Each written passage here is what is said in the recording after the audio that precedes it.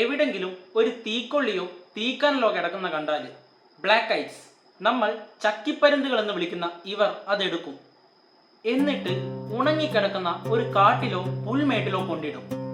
ഇവര് മനഃപൂർവ്വം ഒരു കാട്ടുതീ ഉണ്ടാക്കും. മനുഷ്യര് കാരണം കാട്ടുതീ ഉണ്ടാവുമെന്ന് നമ്മൾ കണ്ടിട്ടുണ്ട്. എന്നാൽ ഈ പരുന്തുകൾ എന്തിനാ ഇങ്ങനെ ചെയ്യുന്നേ?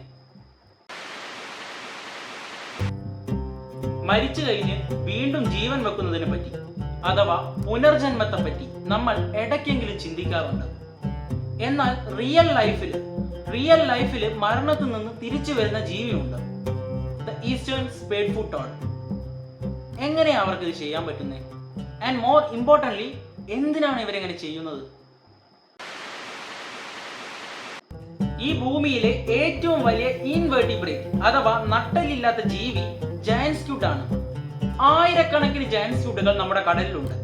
എന്നാൽ ഒരു ജയന്റ് സ്ക്യൂട്ടിനെ നമ്മൾ ജീവനോടെ കണ്ടിട്ടുള്ളത് ചരിത്രത്തിൽ ഒരു തവണ മാത്രമാണ്, അതും 2004. എന്തുകൊണ്ട്? വകതിരിവിന്റെ ആനിമൽ വേൾഡ് സീരീസിലെ ഒന്നാമത്തെ വീഡിയോയിലേക്ക് സ്വാഗതം.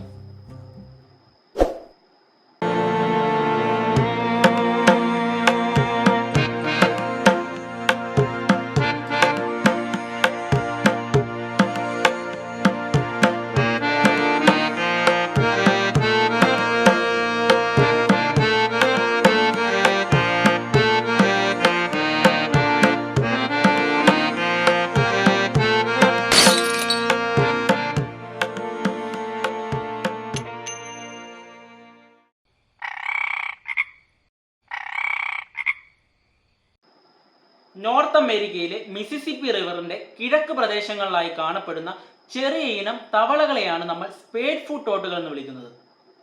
ഇവർക്ക് ഈ പേര് കിട്ടാൻ കാരണം അവരുടെ പുറംകാലിൽ ചെറിയ കറുത്ത ആണി പോലുള്ള സ്ട്രക്ചേഴ്സ് ഉള്ളതുകൊണ്ടാണ്. നമ്മുടെ മുടിയിലൊക്കെയുള്ള കെരാറ്റിൻ എന്ന് പറയുന്ന സെയിം പ്രോട്ടീൻ ഉപയോഗിച്ചാണ് ഈ സ്ട്രക്ചേഴ്സ് ഉണ്ടാക്കിയിരിക്കുന്നത്. വേനൽക്കാലത്ത് വരൾച്ച രൂക്ഷമാവുമ്പോൾ ഇവർ അവരുടെ പുറങ്കാൽ ഉപയോഗിച്ച് മണ്ണിൽ ഒരു കുഴി ഒഴിക്കും. എന്നിട്ട് അവർ ആ കുഴിയിൽ ഒളിക്കും.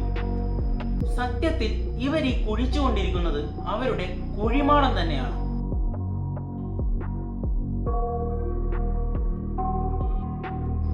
കാരണം ഇതിനുശേഷം അവർ എക്സ്ട്രീം ഫോം ഓഫ് ബർമേഷൻ പ്രാക്ടീസ് ചെയ്യും. അതായത് അവർ ചുരുങ്ങി ഒരു പന്ത് പോലെയാവും.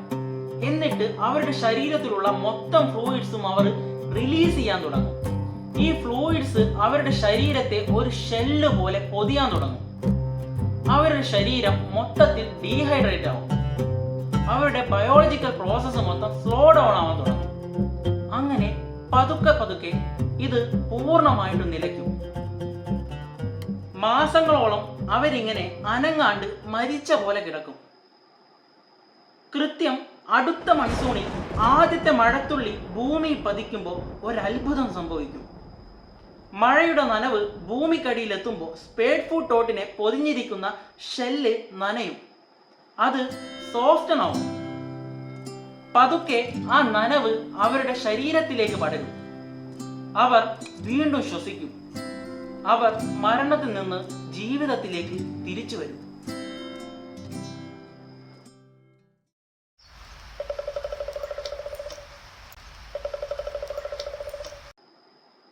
നമ്മൾ മരംകൊത്തികൾ എന്ന് വിളിക്കുന്ന ഇവർ ആനിമൽ കിൻഡത്തിലെ ജാക്ക് ഹാമേഴ്സ് എന്നാണ് അറിയപ്പെടുന്നത്. ഇരകളെ പിടിക്കാനും കൂടുണ്ടാക്കാനും വേണ്ടിയാണ് ഇവർ ഏതു നേരവും മരത്തിൽ ഇതുപോലെ കൊത്തുന്നത്. ഇവർക്ക് ഒരു സെക്കൻഡിൽ ഏകദേശം 20 തവണ മരത്തിൽ ഇതുപോലെ സ്ട്രൈക്ക് ചെയ്യാൻ സാധിക്കും. ഇവർ ഇരകളെ പിടിക്കുന്നത് അവരുടെ നാക്ക് ഉപയോഗിച്ചാണെന്ന് എത്ര പേർക്ക് അറിയാം? പക്ഷിവർഗത്തിൽ തന്നെ ഏറ്റവും നീളമുള്ള നാക്കുള്ള ജീവികളാണിവ. ഫുള്ളി എക്സ്റ്റെൻഡഡ് ആക്കിയാൽ ഏകദേശം 12 സെന്റിമീറ്റർ വരെ നീളമുണ്ടാവും ഇവരുടെ നാക്കിന്. ഇത്രയും നീളമുള്ള നാക്ക് അവരുടെ തലയോട്ടിയെ ചുറ്റിപ്പിണഞ്ഞാണ് കിടക്കുന്നത്.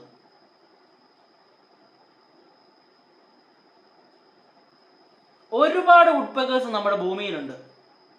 അവയിൽ എക്കോൺ വുഡ്പെക്കേഴ്സ് എല്ലാ സീസണിലും വ്യത്യസ്തമായൊരു പ്രവൃത്തി ചെയ്യും. എവിടെയെങ്കിലും ഉണങ്ങിക്കിടക്കുന്ന ഒരു മരം കണ്ടാൽ അവർ അതിൽ ആയിരക്കണക്കിന് ഓട്ടയുണ്ടാക്കും. എന്നിട്ട് ആ ഓട്ടയിൽ ഓരോന്നിലും അവർ നട്ട്സ് സ്റ്റോർ ചെയ്യും. ഈ വിന്റർ സീസൺ മുഴുവനും കഴിച്ചു കൂട്ടാനുള്ള ഭക്ഷണം ശേഖരിക്കുന്ന തിരക്കിലാണവർ.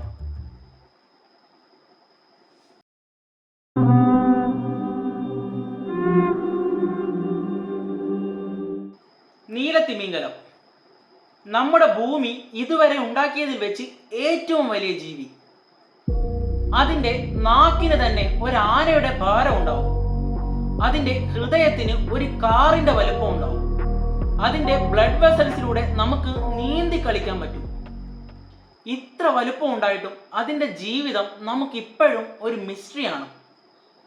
അത് എവിടേക്ക് പോകുന്നുവെന്നോ എവിടെ ബ്രീഡ് ചെയ്യുന്നുവെന്നോ നമുക്ക് ഇപ്പോഴും ഒരു ഐഡിയ ഇല്ല. നമുക്ക് അതിന്റെ പാട്ട് കേൾക്കാൻ പറ്റും.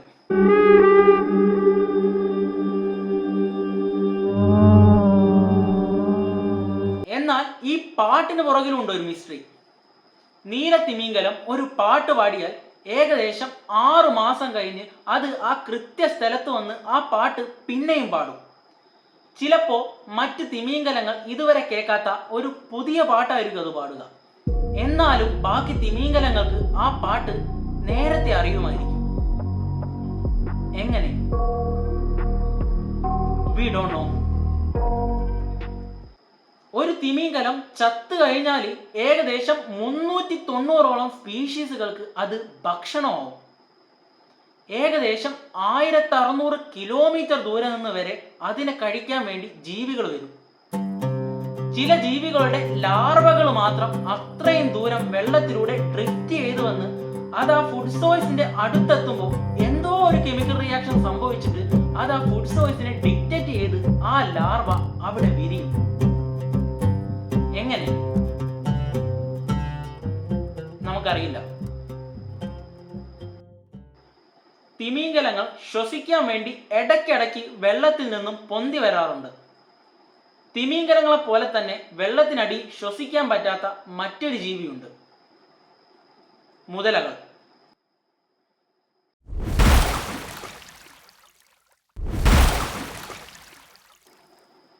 മുതലകളുടെ ശരീരം നമ്മുടെ ശരീരത്തെക്കാളും സെൻസിറ്റീവാണ്. വെള്ളത്തിനടിയിൽ നിൽക്കുമ്പോൾ തന്നെ ഏകദേശം 20 മീറ്റർ അകലെ വെള്ളം കുടിച്ചുകൊണ്ടിരിക്കുന്ന ഇരയെ അതിന് ഡിക്റ്റേറ്റ് ചെയ്യാൻ സാധിക്കും. ഭൂമിയിൽ ഏറ്റവും സ്ട്രോങ് ആയ ബൈറ്റ് ഫോഴ്സ് ഉള്ള ജീവിയാണ് മുതല. ഏകദേശം 2000 കിലോ ഫോഴ്സിലാണ് ഇവർ അവരുടെ ഇരയെ കടിക്കുക. ആൻഡ് ഇത് വെറും 50 മില്ലി സെക്കൻഡ് കൊണ്ട് അവർക്ക് ചെയ്യാൻ സാധിക്കും. മുതലകൾ ഇടയ്ക്കിടയ്ക്ക് വിയേർഡായിട്ടുള്ള ഒരു കാര്യം ചെയ്യും. അവര് ചെറിയ ചെറിയ ഉരുളൻ കല്ലുകൾ മനഃപൂർവ്വം വിഴുങ്ങും. ഈ കല്ലുകൾ അവരുടെ ആമാശയത്തിൽ തങ്ങിക്കിടക്കും. അവര് കഴിക്കുന്ന ഭക്ഷണത്തെ എളുപ്പത്തിൽ ദഹിപ്പിക്കാൻ ഈ കല്ലുകൾ അവരെ സഹായിക്കും. മുതലകൾക്ക് വെള്ളത്തിനടിയിൽ ശ്വസിക്കാൻ പറ്റാത്തത് കൊണ്ട് തന്നെ അവരുടെ ഹൃദയത്തിന് ഒരു എക്സ്ട്രാ അയോട്ടയുണ്ട്. ഇതുള്ളത് കൊണ്ട് തന്നെ അവർക്ക് അവരുടെ ബ്ലഡ് ഫ്ലോ കൺട്രോൾ ചെയ്യാൻ സാധിക്കും. വെള്ളത്തിനടിയിലാവുമ്പോൾ അവർ ഓക്സിജനേറ്റഡ് ബ്ലഡ് അഥവാ ഓക്സിജന്റെ അളവ് കൂടിയ രക്തം അവരുടെ തലച്ചോറിലേക്കും വൈറ്റൽ ഓർഗൻസിലേക്കും അവർ പാസ് ചെയ്യിക്കും. ഇതേ സമയം ഡി ഓക്സിജനേറ്റഡ് ബ്ലഡ് അഥവാ കാർബൺ ഡൈ ഓക്സൈഡിന്റെ അളവ് കൂടിയ രക്തം അവരുടെ ശ്വാസകോശത്തിലേക്ക് എത്തുന്നത് അവർ തടയുകയും ചെയ്യും. ഈ പ്രത്യേക സജ്ജീകരണം ഉള്ളതുകൊണ്ട് തന്നെ അവർക്ക് വെള്ളത്തിനടിയിൽ ഏകദേശം 2 മണിക്കൂർ വരെ ശ്വാസം പിടിച്ചു നിർത്താൻ സാധിക്കും. ഇനി വെള്ളത്തിൽ നിന്നും ഒരിക്കലും പൊന്തി വരാത്ത ജീവിയുണ്ട്, ജയന്റ് സ്ക്വിഡുകൾ.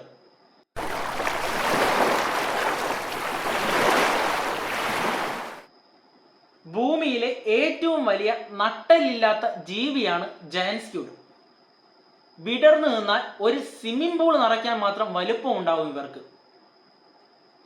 സ്പേം വെയിലുകളുടെ ഇഷ്ടപ്പെട്ട ഭക്ഷണമാണ് ഇവർ. അതുകൊണ്ട് തന്നെ ആയിരക്കണക്കിന് ജയന്റ് സ്ക്വിഡുകൾ നമ്മുടെ കടലിലുണ്ട്. എന്നാലും നമ്മൾ ഒരു ജയന്റ് സ്ക്വിഡിനെ ജീവനോടെ കണ്ടിട്ടുള്ളത് ഒരു തവണ മാത്രമാണ്. ഇതിന് കാരണം ഇതാണ്. ആഴക്കടലിൽ നിന്നും സീ സർഫസിലേക്ക് പൊന്തി വരുമ്പോൾ ഉണ്ടാവുന്ന ടെമ്പറേച്ചർ ഡിഫറൻസും പ്രഷർ ചേഞ്ചും ഇവരുടെ ശരീരത്തെ മോശമായിട്ട് ബാധിക്കും. അതുകൊണ്ടാണ് ഇവരെ നമുക്ക് സീ സർഫസിൽ ജീവനോടെ കാണാൻ സാധിക്കാത്തത്.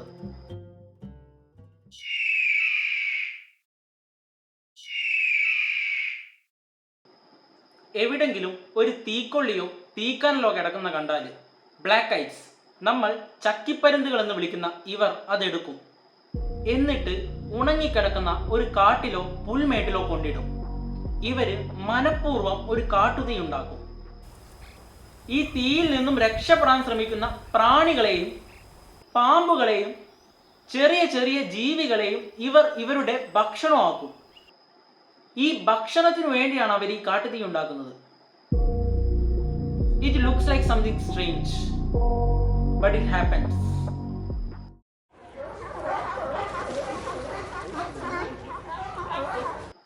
ഈ ഭൂമിയിൽ 3 ടൈപ്പ് മാമൽസ് ഉണ്ട്.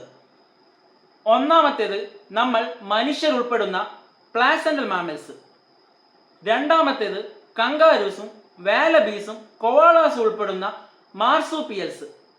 മൂന്നാമത്തേത് എക്കിഡീനാസും പ്ലാറ്റിപ്പസും മാത്രം ഉൾപ്പെടുന്ന മോണോട്രീംസ്.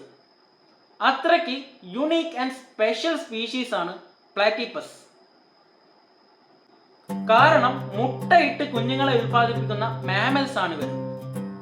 Watts more interesting is they have an extra sense, a sixth sense called electroreception. ജീവനുള്ള എല്ലാ ജീവിയുടെയും ശരീരത്തിന് ചുറ്റും ഒരു ഇലക്ട്രിക് ഫീൽഡ് പ്രൊഡ്യൂസ് ആവുന്നുണ്ട്.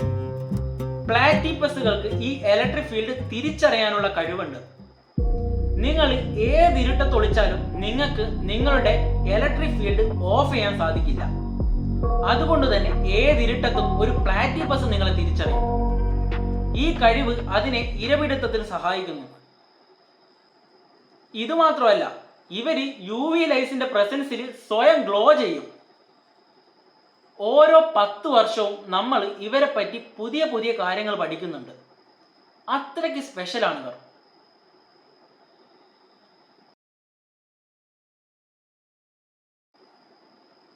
ഒന്നാം ലോക മഹായുദ്ധത്തിന്റെ കാലത്ത് US ആർമി അവരുടെ സന്ദേശങ്ങൾ കൈമാറുന്നതിനു വേണ്ടി 600-ലധികം പ്രാവുകളെ ഉപയോഗിച്ചിരുന്നു. അതിലൊരു പ്രാവായിരുന്നു ചെർ ആമി എന്ന് വിളിക്കുന്ന ഈ പ്രാവ്. US ആർമിക്ക് വേണ്ടി ഒരുപാട് സഹായം ഈ പ്രാവ് ചെയ്തിട്ടുണ്ട്. 1918 ഒക്ടോബറിൽ മ്യൂ സർഗോൺ യുദ്ധത്തിനിടയിലായിരുന്നു ചെർ ആമിയുടെ അവസാനത്തെ ദൗത്യം. അന്ന് US ആർമിയുടെ സന്ദേശവുമായി പുറപ്പെട്ട ചെർ ആമിയെ ശത്രു സൈന്യം ആക്രമിച്ചു. ചെർ ആമിയുടെ നെഞ്ചിന് പരിക്കേറ്റു. ഒരു കണ്ണിന്റെ കാഴ്ച പൂർണ്ണമായിട്ടും നഷ്ടപ്പെട്ടു. ഒരു കാല് മുറിഞ്ഞുപോയി. എന്നിട്ടും ആ പ്രാവ് അതിനെ ഏൽപ്പിച്ച ദൗത്യം പൂർത്തീകരിച്ചു. 200-ലധികം US സൈനികരുടെ ജീവനാണ് അന്ന് ചെർ ആമി രക്ഷിച്ചത്. 2011 ടൈം മാഗസിൻ മോസ്റ്റ് ഹീറോയിക് അനിമൽസിന്റെ ലിസ്റ്റിൽ ചെർ ആമിയെയും ഉൾപ്പെടുത്തി.